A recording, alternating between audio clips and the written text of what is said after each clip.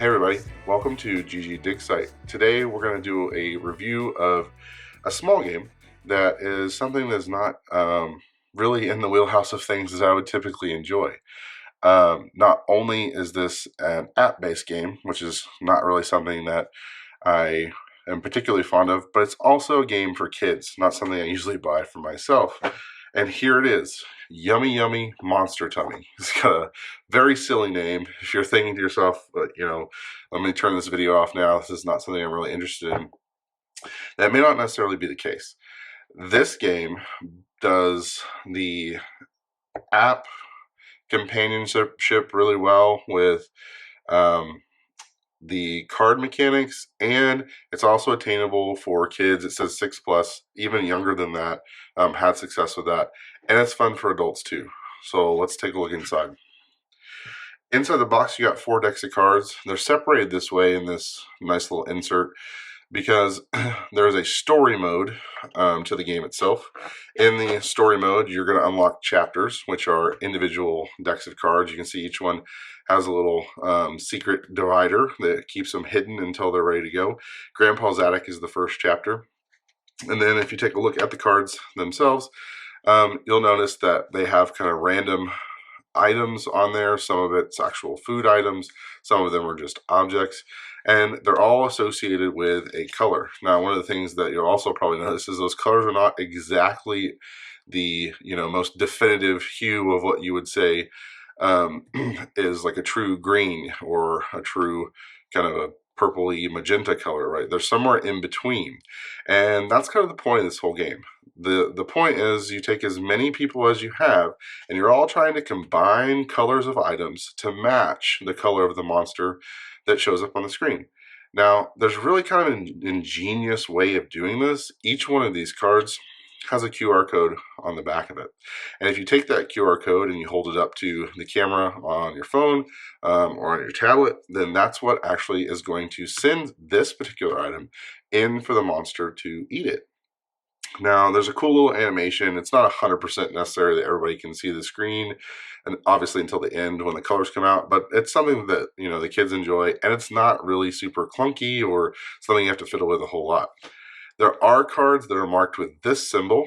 Really like the symbology rather than being something that kids have to read. They can see this as grapes, even if they're not able to read the grapes, but also they can see that it has this symbol at the top. And what this symbol indicates is that this is what the game calls a vitamin card. And those vitamin cards are going to start a little cooldown. You have to play other cards that are not vitamins in order to bring the cooldown down enough to be able to play another vitamin. So that adds one layer of strategy, which is super nice. So you're trying to match the colors and not feed too many vitamins.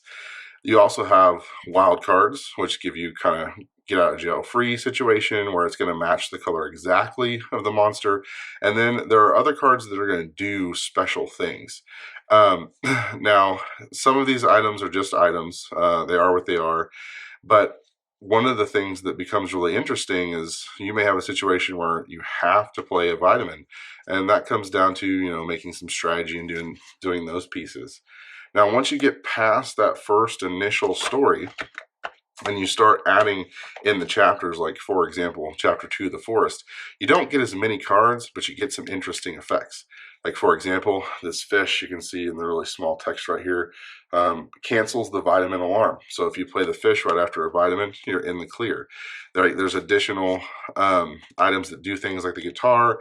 Everyone gets to pass a card, so there's some strategy that builds in more there. And as you unlock each one of the chapters, you get some different strategies.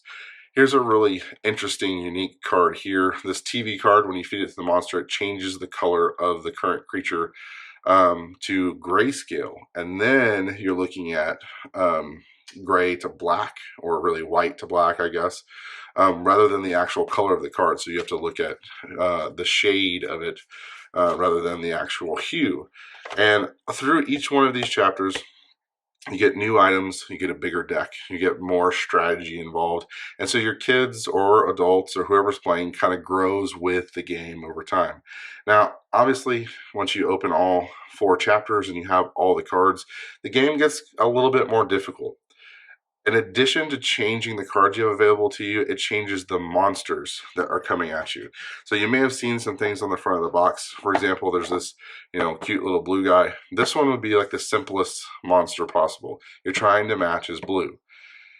Whenever you have specialty monsters, like say this cute little bunny shows up, the bunny only eats vitamins. So if you haven't saved a vitamin for this particular bunny showing up, then you would lose the game. So you have to strategize that as well. There's some monsters that will change color based upon what you play, and there's some other ones that have some special tactics that add another layer of strategy to it as well. I think this is a really well thought out game that just happens to be themed for kids. If you're looking for like color theory, or you're trying to practice like color names and things with kids, this is something that is just fun to play. They have to do enough strategy to kind of be with it, but at the same time, there's a lot of freedom to make mistakes and kind of explore. And then as it goes, like I said, it grows with you. You add some of those different pieces. You don't have to move on past a certain, if chapter one's a little too much, you can stay there until you're ready to kind of move on and add some additional strategy pieces. This is something that I would highly recommend to anybody who likes games and has kids, to anybody that is looking for something quick that, it's like, oh, what I get a lot is, Daddy, I want to play big people games. It plays a lot like a big people game, like an adult game. And this is something that I think kids get a lot of enjoyment out of, and it doesn't just totally ruin it for adults as well, as some of the other things can get a little monotonous. So if this is something you're interested in, I would highly recommend you checking it out. I think this is probably one of my most favorite games for kids that's out there right now. So this is Yummy Yummy Monster Tummy. We appreciate you being here and checking out the channel. If you'd like to, if you're so inclined, leave us a like and a subscribe. Helps us out getting us started here. And hopefully there's much more of this to come. GG. Thanks.